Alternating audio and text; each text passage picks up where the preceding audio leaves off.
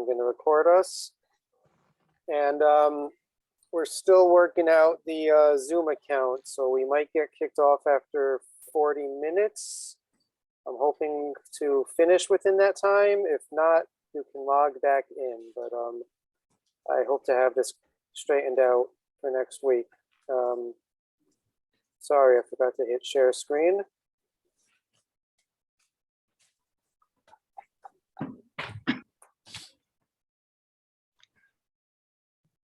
All right, can everyone see the source sheet? Yep. Do I need to zoom in more? Could be a little, yeah, that's better. That's better? Mm-hmm. I didn't do anything. Okay. Oh, looked like it got bigger. No, okay. Well, I'll take it. Whatever. All right, so this week we finished Sefer Bamidbar, Matot-Masei. And we're going to focus on a question that many people focus on when we come to this parsha, which is Masei, the final parsha, lists all of the places that Bnei Yisrael journeyed in the desert, or most of the places. There's some interesting discussion for a different time about which places get listed and, more importantly, which ones don't get listed. But the question is, and it's not, there's many answers, I'm sure we can all think of some, is why does the Torah list so many places? 42 is how many places are listed. So why? Why does the Torah go to such an extreme to record what seems to be insignificant details about where Bnei Yisrael traveled? So that's our overarching question. I'm going to look at a few different approaches to it, and at the end share an idea from Rabbi Asher Weiss, who's one of the leading poskim, one of the leading rabbis in Israel nowadays. A really beautiful idea. So anyway, so just to give you a sampling, the parsha opened, again, this is the second parsha that we read this week, Matot and Masei. So this is Masei, which is the final parsha in Bamidbar. But this week in America, it's the second one that will be read. So Ela Masei Bnei Yisrael Asher Yatzeu Me'eretz Mitzrayim L'Tzivotam B'Yad Moshe V'Aaron. These are the journeys of Bnei Yisrael when they left Egypt, with their troop by troop, at the hands of Moshe and Aaron. Vaychtov Moshe Motzaehem L'Maseihem Al Pi Hashem Ve'Ela Maseihem L'Motzaehem. Moshe wrote their leavings and their journeys based on God's command, and these are their journeys and their leavings. Vayisu me'Ramses b'chodesh harishon v'hamishasar yom ha'chodesh harishon imachlat ha'Pesach. So they left Ramses, they left Ramses in Egypt on the 15th of Nisan, the day after they brought the Paschal offering. Yatzu b'nei Yisrael b'yad Ramah le'nei kol Mitzrayim. They left with an outstretched arm to the eyes of all of Egypt. And Mitzrayim mekabim et asher yikah Hashem bahem kol b'chor v'Eloheim asa Hashem shvatim. Egypt was busy burying their dead because of all the great wonders that God had done. Vayisu b'nei Yisrael me'Ramses v'yachanu b'Sukkot. They go from Ramses and they camped in Sukkot. Vayisu miSukkot v'yachanu be'etam asher b'Ksei Hamidbar. And they went from Sukkot and they camped in Etam, which is at the edge of the desert. And it continues like that for a good, I want to say, at least 51 verses. Just giving us all the details of where they went and where they went to and where they left, and where they camped. So why? Anyone off the bat have any ideas about why the Torah records all these various stops and places? There's a curious thing about the opening of Star Trek. Star Trek. These are the voyages, or these are the journeys of the Starship Enterprise. I am not a Trekkie, Robert. I don't even know that much. But that's the way it opens. And each stage in the journey is significant. You can't get to the third stage until you do the second. Right. Can't get to the sixth until the fifth.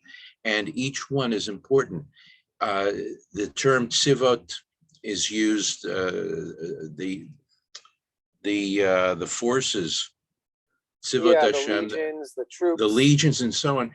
And so when a military unit moves, the places it goes and where it stops and where it continues and so on, where it fights, Mhm. where it resupplies, all these things are part of what is hope will lead to a victory, or at least survival to achieve a victory. So this Right. is a logical thing where we've got the Melech Malchei Amlachim with a new force Okay. operating, and it's an interesting.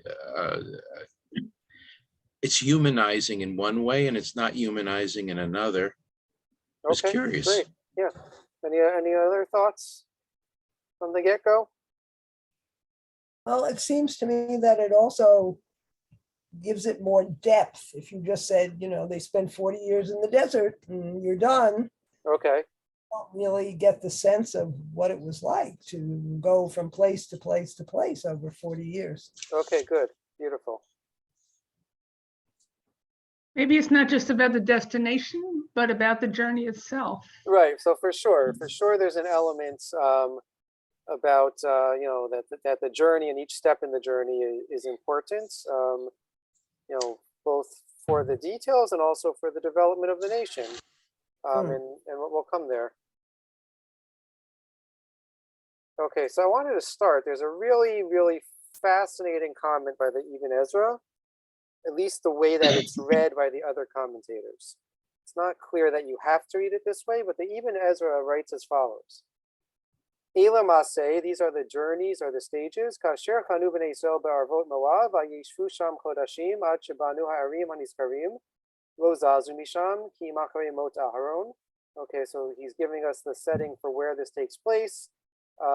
It's in the Arvot Moab, in the wilderness and the expanses of Moab, and they stayed there for several months until, if you remember, at the Parshat Matot ends with the petition of Bnei Gad and Reuven that they want to live on the west side of the Jordan so that they can raise their cattle there. It's better for pasture. So until they built places for them to put their cattle and for their women and children to stay, that this is where they were. This is the key line. Katav Moshe Kol HaMasai. Moshe wrote down all the journeys. So the way that it's read, and we'll see it in a second in the Ramban, is that the Torah tells us, Vayichtov Moshe et Motzaehem L'Maaseihem al pi Hashem. Moshe wrote their comings and their leavings al pi Hashem. So the way that it's understood is al pi Hashem, God told them to take the journeys, but Vayichtov Moshe wrote it on his own. Okay, meaning that this is something, right? God, according to this approach, to this understanding, Moshe was given some leeway in what was ultimately recorded and written in the Torah, right? God told him, obviously, the laws, told him what stories to include, but Moshe was able, according to this, to fill in these details without God's prompting him to do so. It's quite a radical statement. As you can imagine, a lot of other commentators don't like this so much. So the Ramban, for example, I'm just going to read in the Hebrew, and again, I can't display both pages. I apologize for that. But the Ramban often is at disagreement with the Ibn Ezra, so it's it's kind of par for course. But he writes.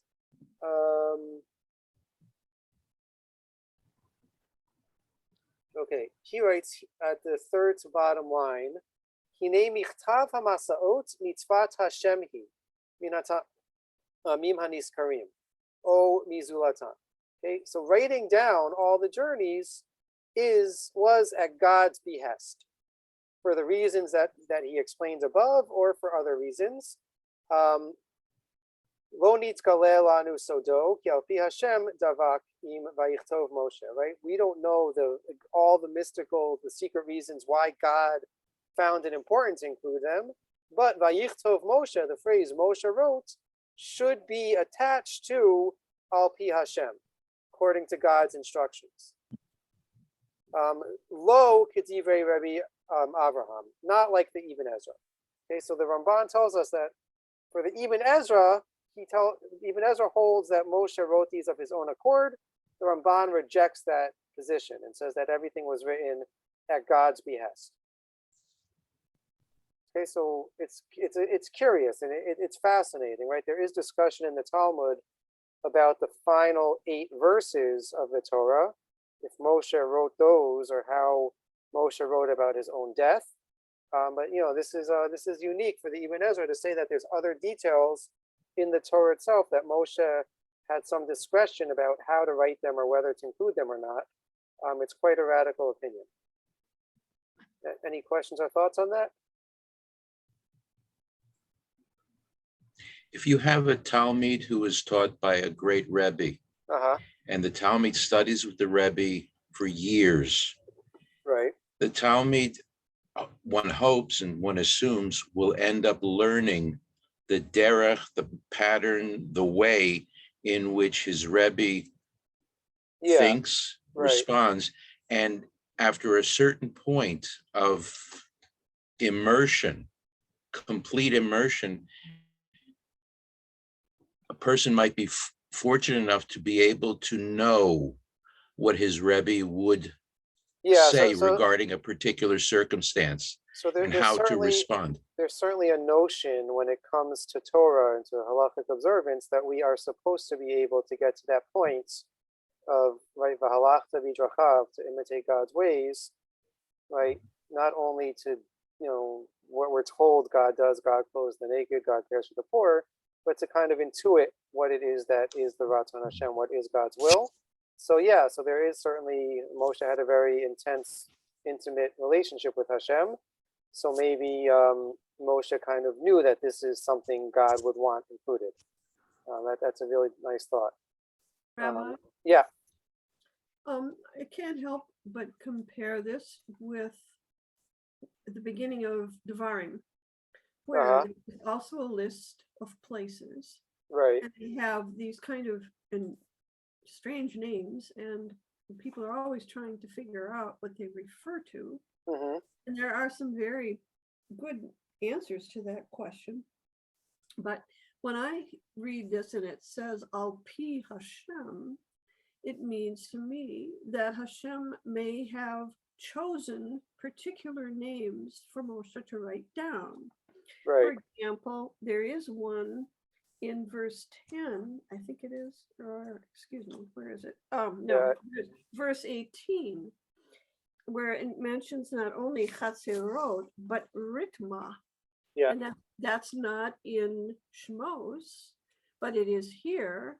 And Rashi says it's Ritma because it means slander. And this is the place where the spies slandered. Right. So there's certainly there certainly is an approach that does exactly what you're suggesting, to look at each place and find the significance of that place and why it should be included. We're not going to go that way this year, but no, it's just that to say it's Al Pi Hashem suggests that Hashem wants a particular name put down for a place, and because it's telling the people something about their experience that they wouldn't necessarily, they may have referred to it in one way. It maybe there's some Arab evidence somehow or other from a present name of the place that we could infer that such and such a place really had a different name, but Hashem is giving it such and such a name. Okay, so but again, so that's if you read it as the Ramban says, that Vayichtov Moshe al Pi Hashem, that Moshe wrote it based on God's behest. But if we conjugate that verse like the Ibn Ezra, so it's saying that Moshe on his own wrote the journeys that God had told them to take. And I guess the Ibn Ezra could agree with you that, right, there was significance to by which name Moshe identified the place. So maybe, I guess it works for both approaches, what you're suggesting. Okay, so the Ramban quotes two other positions, two other explanations. The first is that of Rashi. This is now in the second line. I think you can see my mouse. I just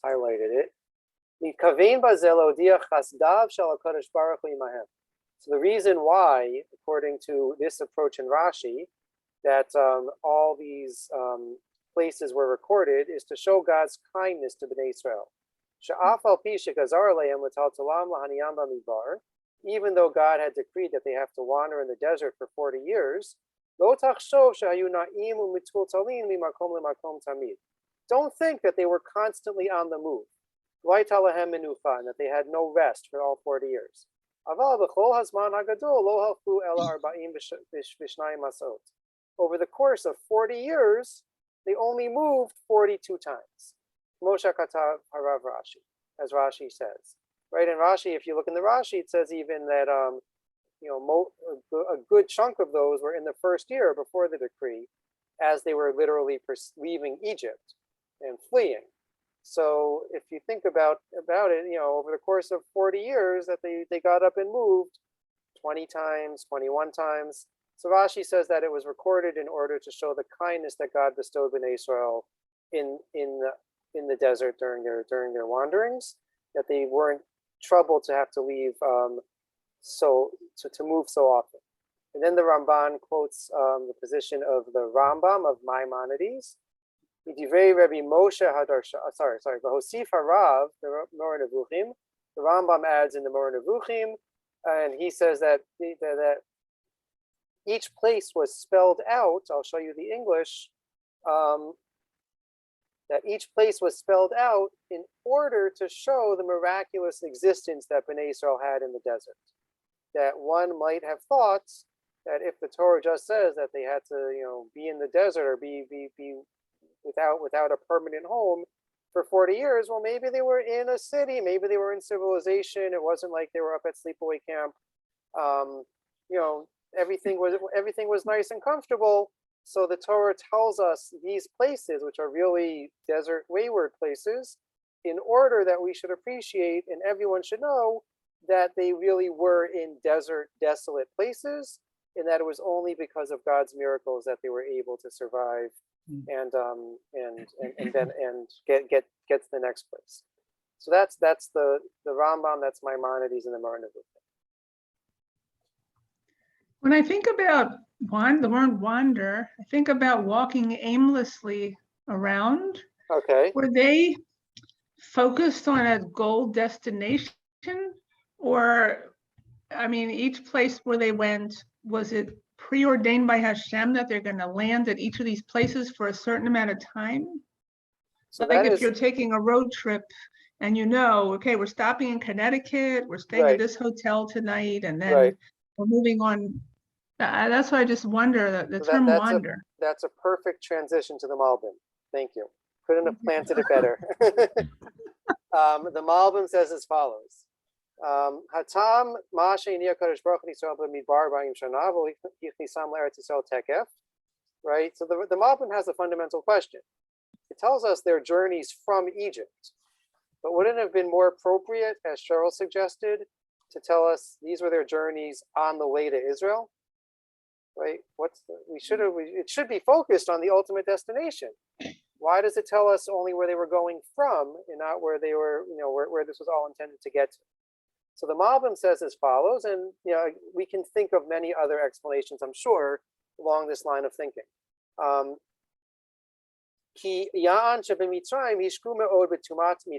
When they were in Egypt, they were deeply immersed in the impurity, in the Tuma of Egypt. It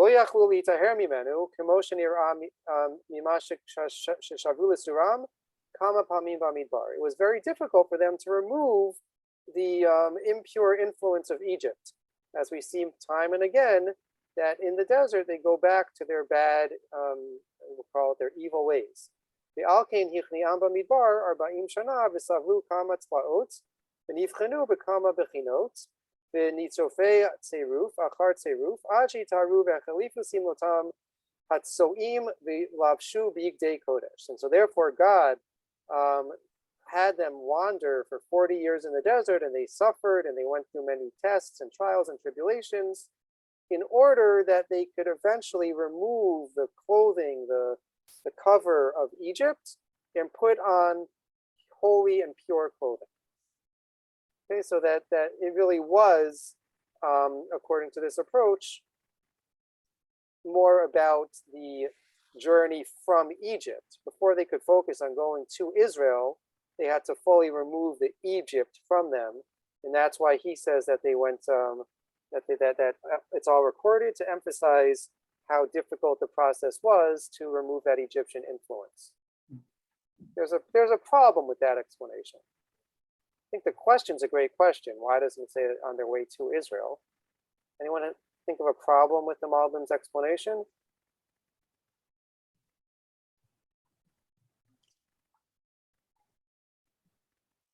Did they know where they were going? Yeah, right.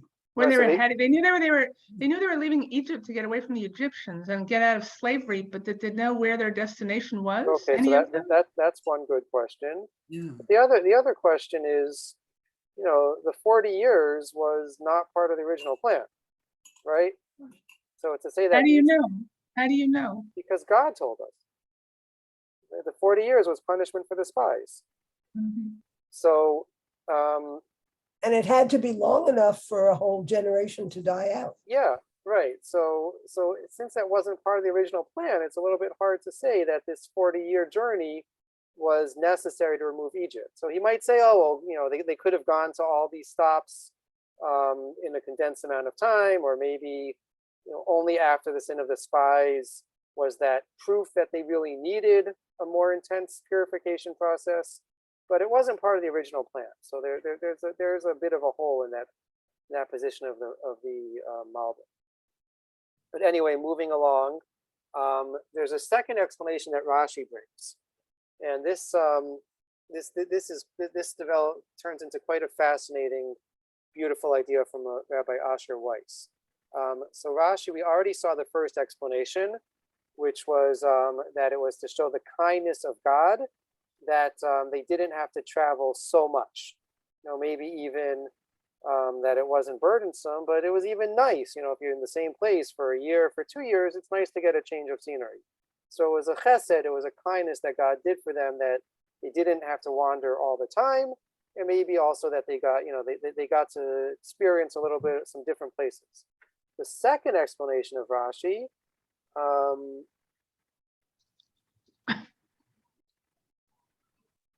he's quoting the Tanchuma, and again, I apologize, I can't display the Hebrew and the English. Here we'll stick to the English.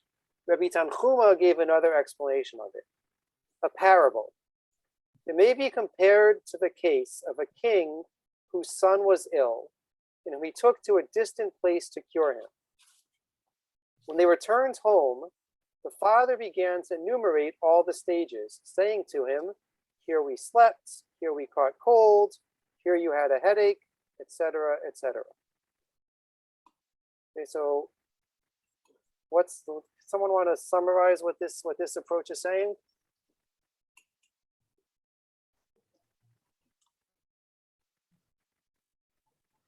It's one big journey, and Yeah. it has stages or acts, like in a play, so to speak. Shakespeare always had 5 acts in the Right. play, Right. and you can't get to the conclusion of the play without going through, at least to make sense, act 1, 2, 3, 4, and then 5.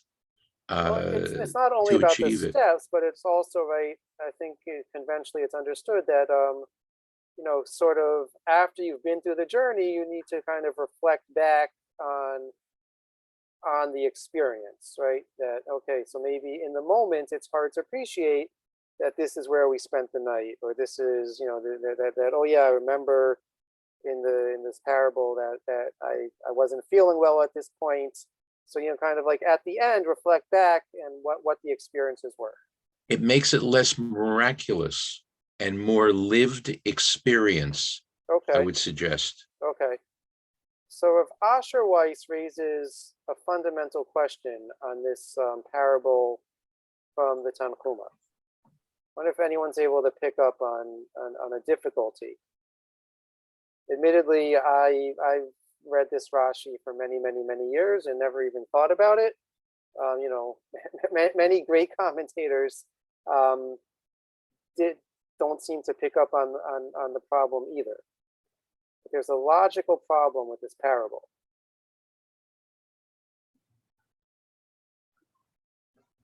So if the 40 years was a punishment for the sin of the spies, how early in the journey did the sin of the spies occur? It was in the first year. It was, okay. Yeah, maybe the beginning of the second year. But it was quite early. Journey.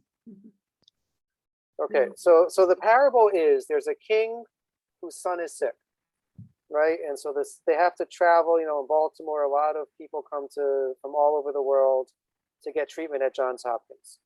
Okay, so it's like, you know, they're living somewhere on the West Coast, somewhere overseas. They have to make their way to the doctors at Hopkins in order to treat this son. And then as they're going back home, the king tells him, oh, you probably don't remember because you were so ill, but this is what happened when we stayed here the first time. This is what happened when we stayed here the first time. It doesn't quite work with the experience of Bnei Yisrael. There's so many that died on the way. Okay, We weren't ill, or the illness was Mitzrayim. Once we left the illness behind. we didn't go back, right? Yeah. Right. We didn't go back.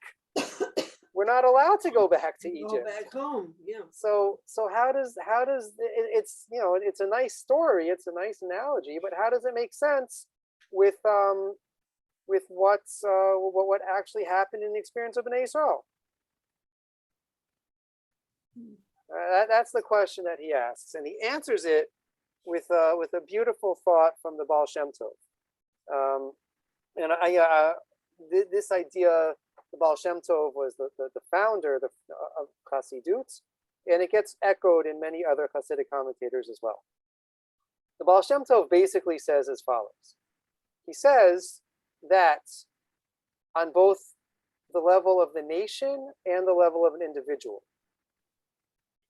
the journey of Bnei Yisrael in the desert set a paradigm for all future generations, both for the development of the individual and the development of the nation.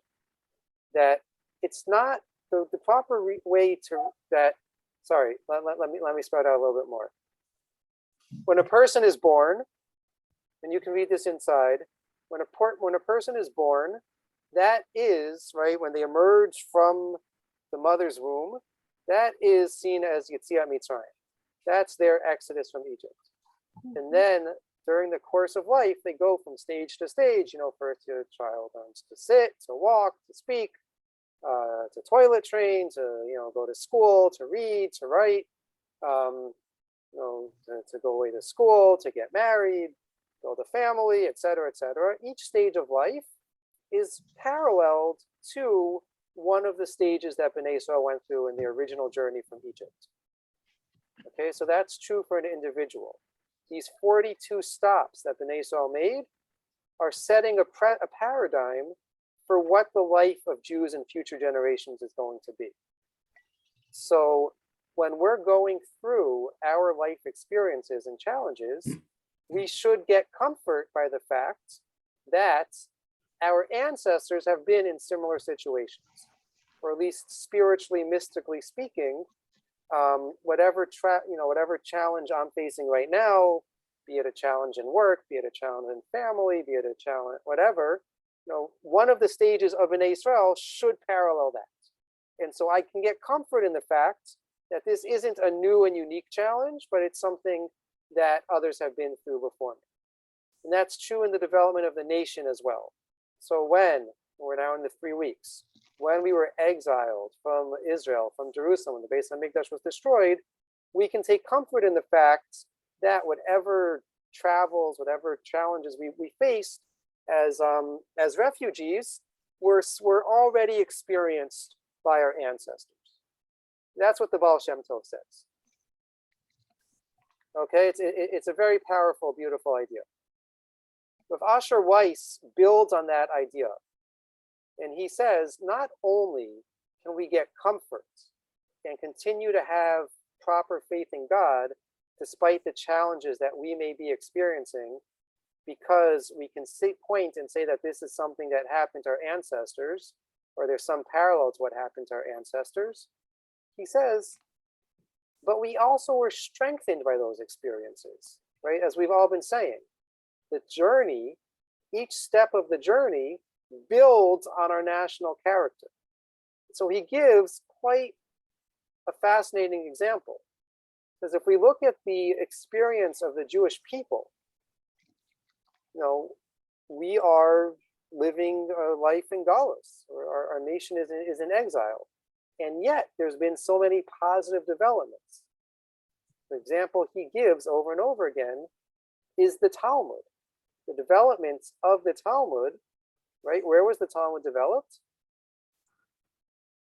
In Haaretz and In Babel. Bavel, right? We study the Talmud Bavli primarily, right? The entire codification, the entire writing down of the Torah Sheba'al Peh, the oral law, the halachas, of all the Sfarim, all the books that we have that I have too many of in my house, are all about, we're all because we were entered into exile. We had this less than ideal situation. But there was a flourishing in the exile. There was a flourishing in the diaspora that has given us a much stronger national characteristic. Obviously, if we didn't go through exile, we would have a different experience and different national characteristics. But it's not only that we can continue to have faith in God despite the challenges, but we can really use it and point to our national history to see that from the challenges that we faced previously, and by analogy, the challenges that we will face now, that we're facing and experiencing now, that we can strengthen ourselves and flourish and thrive.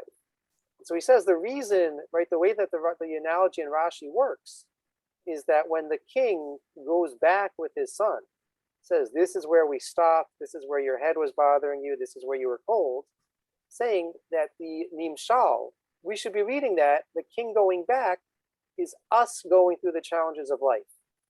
And so the king, as it were, is pointing out to us, you've already been here. We already have in our collective national spiritual DNA, we've been here before.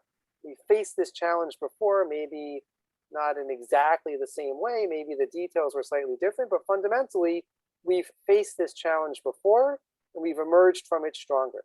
And so therefore we should take resolve and we should take confidence and comfort in the fact that we can deal with whatever life is throwing at us now as well. That was a very powerful, beautiful idea, a great way of explaining, admittedly a question I didn't even know there was on Rashi until he pointed it out. But once you've heard it once, I think it's very hard to not see the question in Rashi. And so any questions or thoughts on what we just said? I was struck by the fact that the section on the Baal Shem Tov also starts with the expression, I heard in the name of my grandfather. Right, so that's also a technical thing. Yeah. That the Baal Shem Tov didn't write any of his Torahs down, so most of it was from his grandson, the Degel Machane Ephraim. But it's recorded and it's published as the Baal Shem Tov al Torah as this commentary on Torah, but it was not written by the Baal Shem Tov. But it does kind of add to this idea that it's right. Even the explanation is not direct, but is kind of through the generations.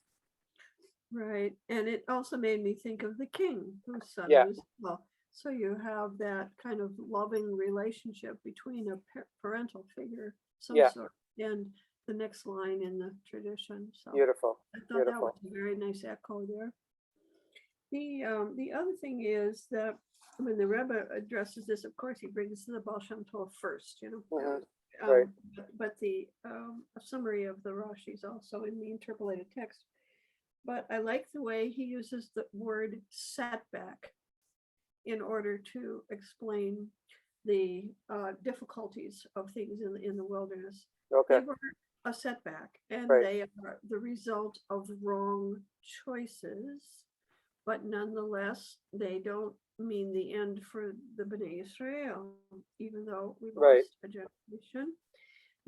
Some of the women came through, the Levies got to Haaretz and others did who thought maybe they wouldn't. We never know exactly who of a generation is going to not come and who will. But overall, these are to us, hopefully only, and spiritually also, we lose